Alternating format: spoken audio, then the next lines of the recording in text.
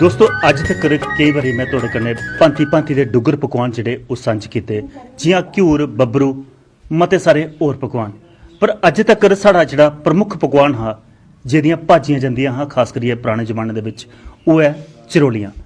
जिहड़ियां अज तक जिक्र नहीं हो सकिया पर अज ग्रां सनूरे दे विच असें दिक्खिया भाई लोऽ चढ़ी दी है और खास करियै जिहड़ा दमासे दा महीना चला करदा भांति भांति दे लोग इस महीने दे विच पकवान पकांदे न जियां कोई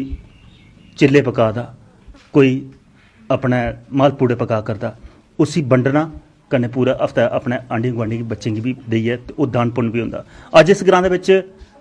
दमासे दा उप्पर जेह्ड़ा पकवान पक्या ओह् साढ़ा डोगरी पकवान दा स्हेई जेह्ड़ा पहचान देने वाला पकवान हा जिहदी पुराने जमाने दी भाजियां जंदियां ओह है चरोली। पर मिगी लगदा अज्ज दे जमाने दे विच कुसै गी चरोली पकाना भी नहीं औंदी होनी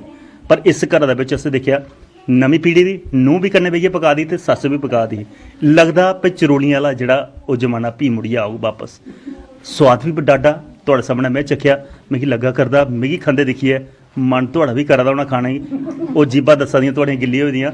असें ते लग्गी जंदा दा भाई ग्राएं च जाइयै हुण तुसें गी भी अगर एह् स्वाद लैने न ते मिगी लगदा ग्रां च गै जाना पौना शैह्रें च एह् लोऽ नहीं लब्भी सकदी एह् स्वाद नहीं लब्भी सकदे। एह् गल्लबात दा सिलसिला सांझा होआ करदा ग्रां सनूरे दा हुण ग्रां दी होर सैर करियै होर किश लभदा ओह् भी तुहाड़े कन्नै सांझ करने दी कोशिश करनी।